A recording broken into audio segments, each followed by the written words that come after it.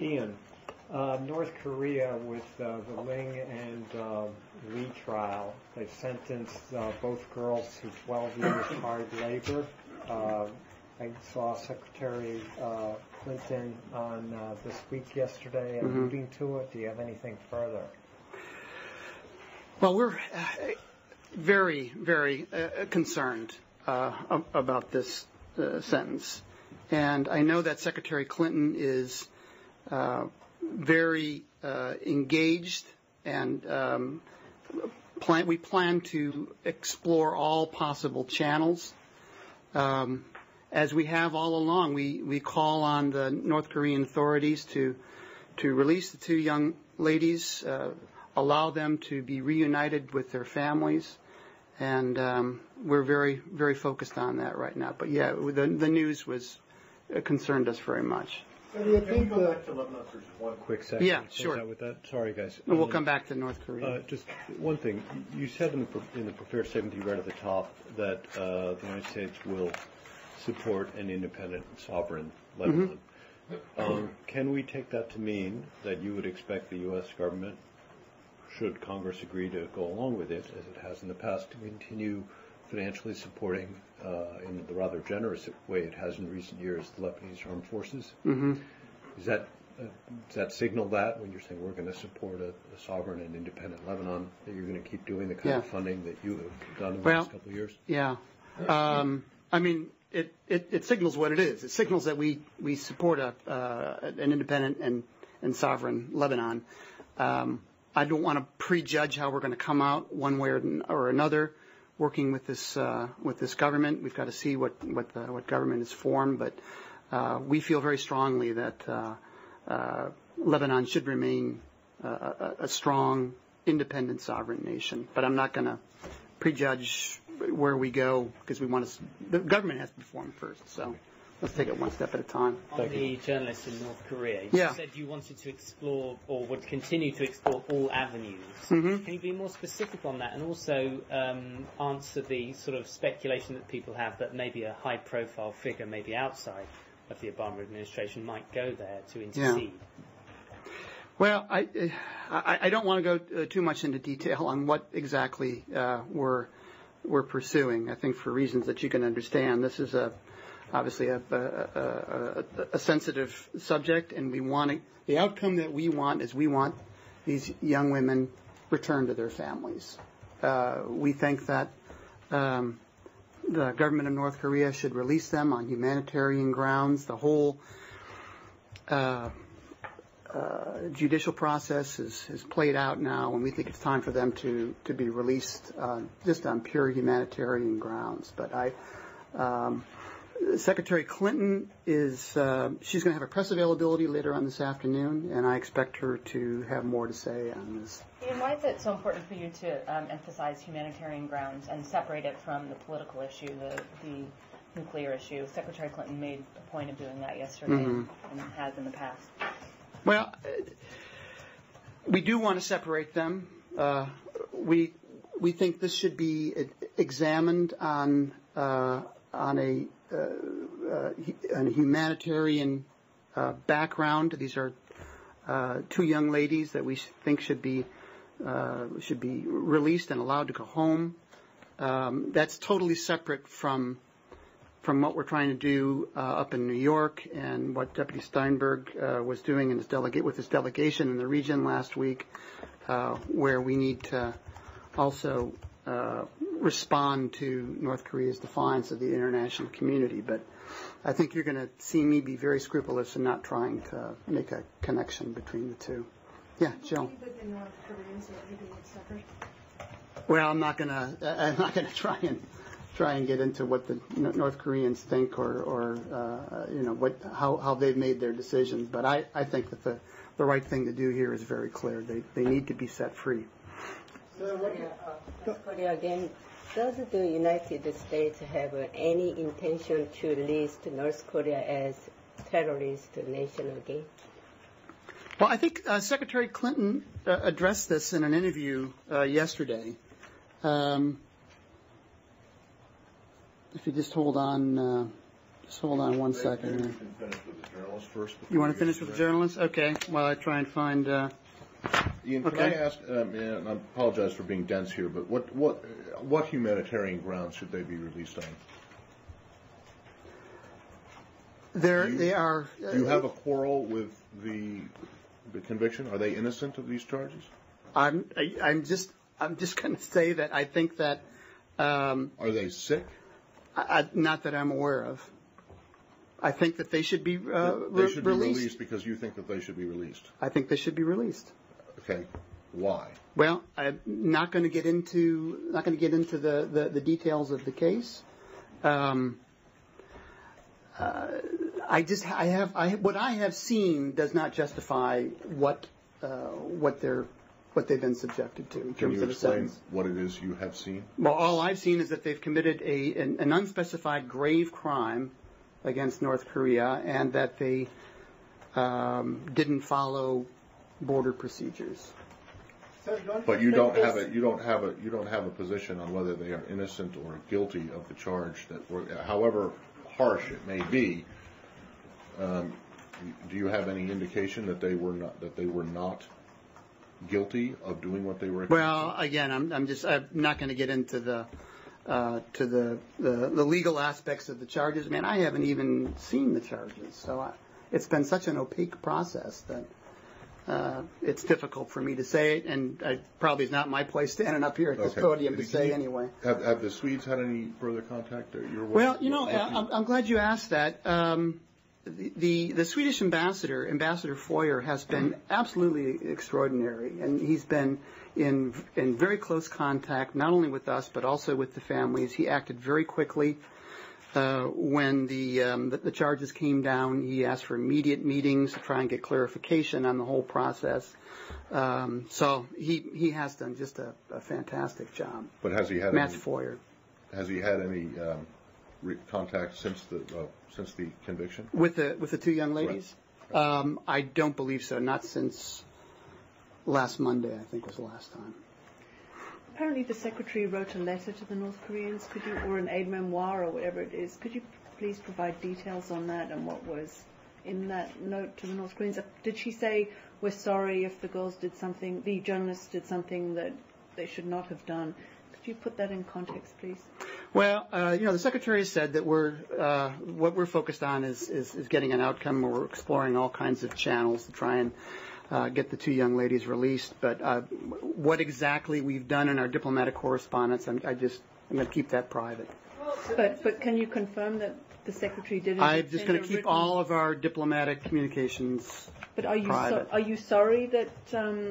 Would you like to apologize to the North Koreans if these journalists did happen to stray? We just want to see them released. Well, but Ian, when Secretary Clinton in the Netherlands at the Afghan conference kind of went on the record telling the whole world when we were talking about the journalists in Iran that she wrote an aid memoir or some kind of letter to the Iranians asking their release. So why could she tell the world about this letter, but you can't tell us about this particular letter on the North Korean grounds? We have two American citizens, two young women, who are facing the prospect of 12 years in a North Korean prison.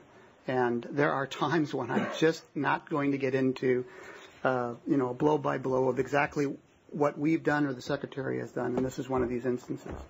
Yes?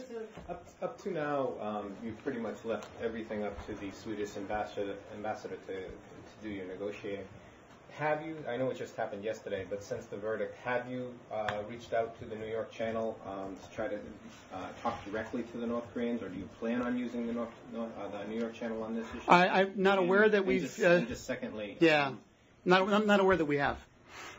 Doesn't mean we haven't, but I'm not aware. Just secondly, the journalists were staying in a hotel in Pyongyang. Do you know if they have been moved from that hotel? I'm not sure. They're where they are after the verdict. Ian, does the United States consider these two individuals hostages? Hostages, i.e., people being detained against their will. Yeah, and for no reason. Well, I think that there's a whole kind of legalistic definition of hostages. I'm not going to pronounce one way or the other on that. But we just feel they should be released and released I don't immediately. think it's legalistic at all. When you're a hostage, you pretty well know it, whether you have a law degree or not. So, well, normally when you have a hostage, there's some kind of, there's a demand, right? A political demand. I would seem to me that we're missing that part of a hostage situation. Yes.